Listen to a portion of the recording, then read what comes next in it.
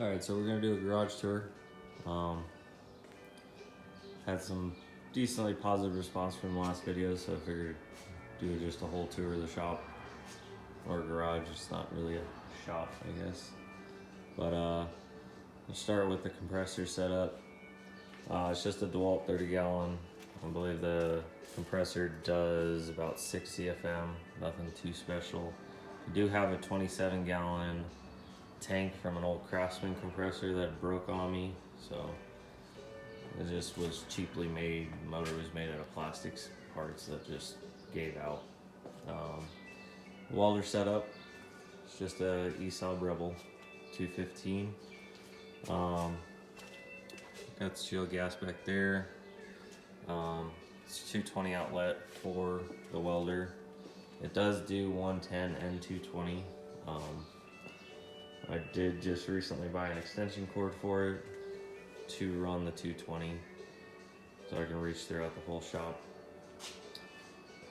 Just some shop vacs, trash cans. This side wall doesn't really have too much.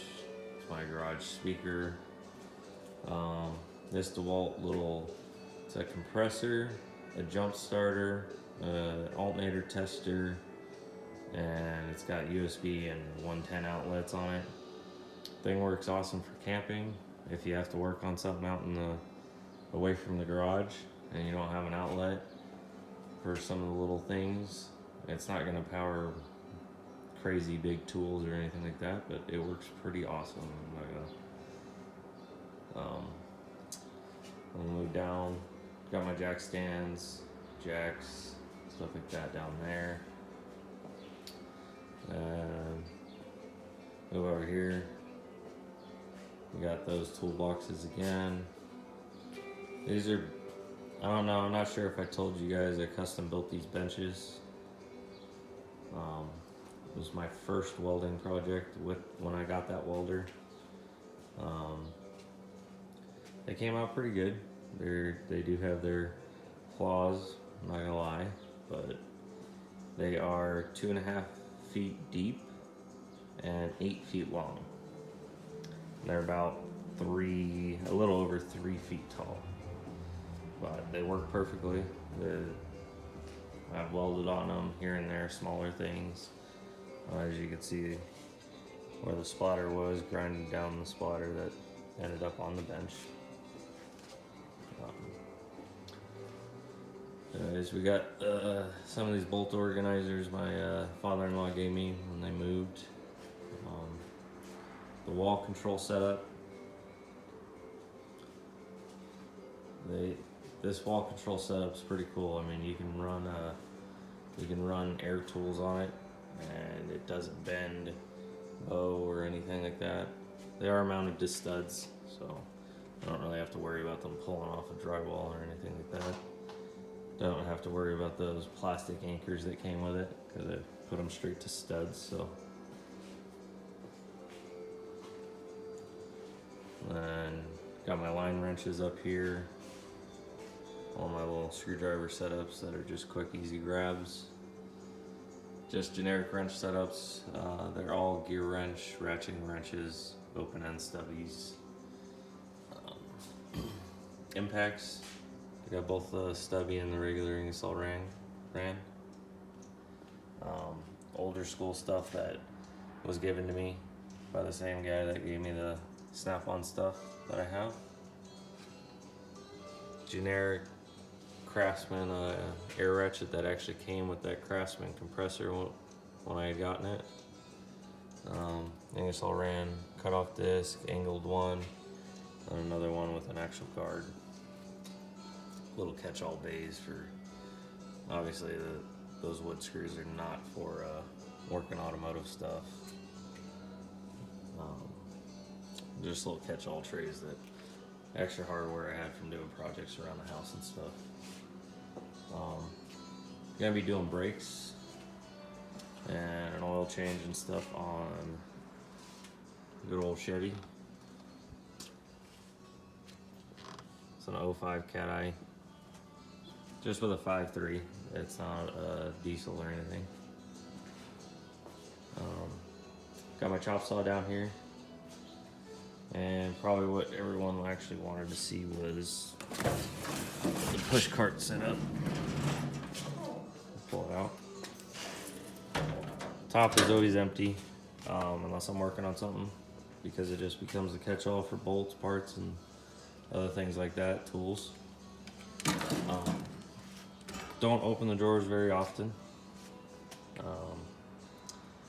It's more of a, this cart's more sentimental to me than actually useful. But I'll show you guys what it has in it. 1/4-inch drive sockets, deeps. So what's in that little tray? Alright. Those are actually scissors. I have used those. I have used that tape measure pretty often. There's another snap-on ratchet.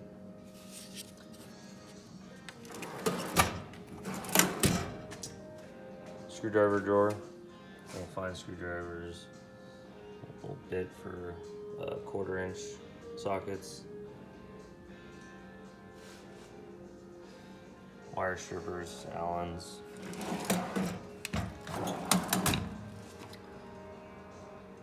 This is an old snap-on flashlight. It's an old halogen, no LED. And like a pocket pen light setup. It's not LED as well.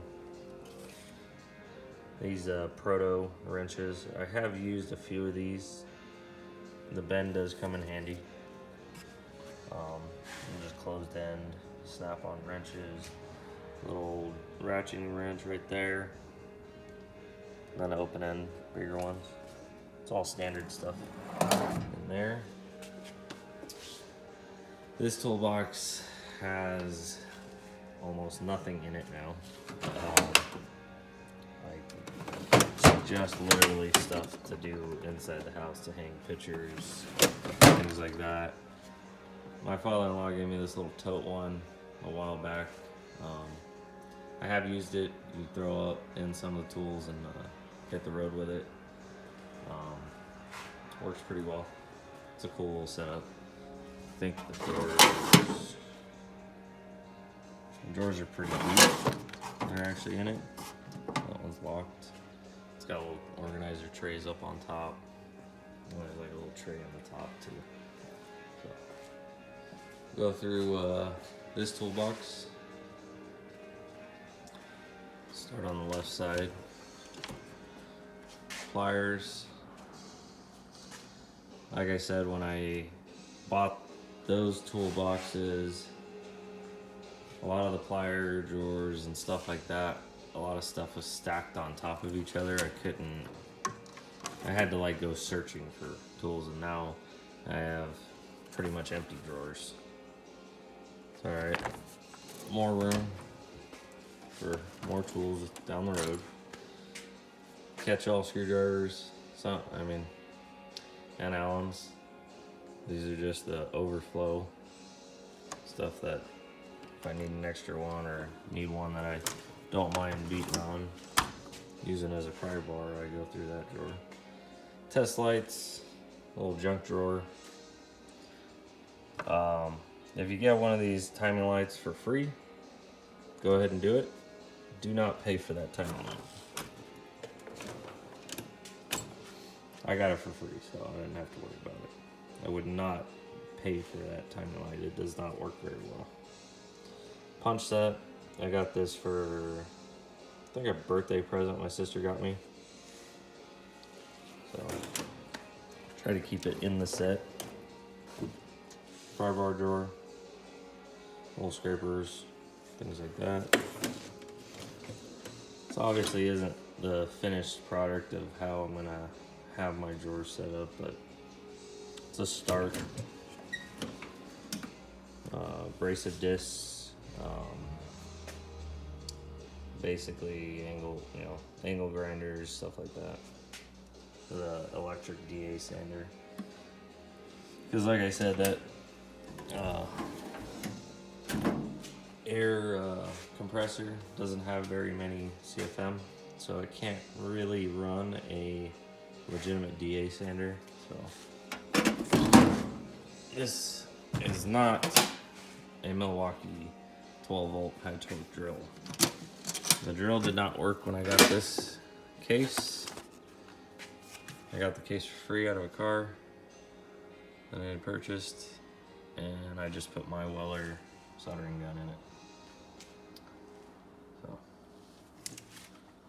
So it was just a case to try to keep the soldering gun safe. That's what I use it for. And then these are just the little Amazon Lexvan soldering torches. They work good for like getting in tight spots. Alright, we'll start on the right side up on the top. More pliers, channel locks, aluminum nails, stuff like that. More pliers, snap ring pliers.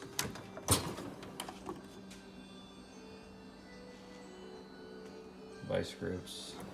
I need to get more like vice grip style locking pliers for welding. But code reader, the other code readers up here, a little tiny one.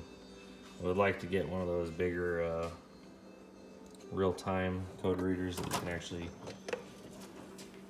read what's going on in the car, what the computer's seeing, but we'll see. Those are about 800 bucks.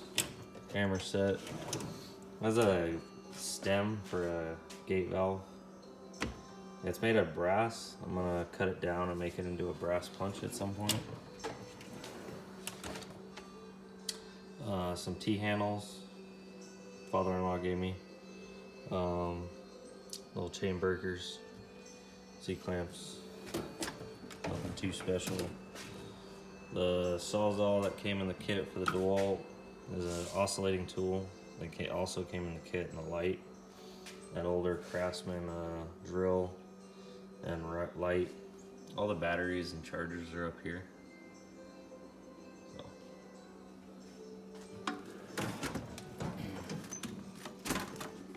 Drill bits, little drill chucks, all that stuff's over here. These decal erasers work awesome. To get glue off the paint, they don't harm the paint at all. Skill saw that came with that kit, old Black & Decker jigsaw, and this is an old Craftsman oscillating tool as well. So that's that toolbox setup. Nothing too special in there, but that's the wife's shelf. This cabinet just has catch-all, random overflow. There's hose clamps up there, stuff to hang on walls in the garage. My extra fuses, a little soldering heat shrink, some heat shrink, wire connectors with heat shrink, good old Harbor Freight little assortments, pins and stuff like that, cotter keys. Nothing too special in here. Kind of a mess. My favorite thing, baling wire. Some people might give me crap for that. I think baling wire is better than duct tape. Obviously it depends on what you're trying to do, but I think it's better than duct tape. Just a little assortment of gauges. In that bag there's a bunch of toggle switches and stuff like that. There's that whole stuff like vacuum line. There's nothing special in there. There's an inverter, or a, what's it called? Basically converts DC to AC. So you have a little plug-in setup on your vehicle. Not installed it, obviously. One day.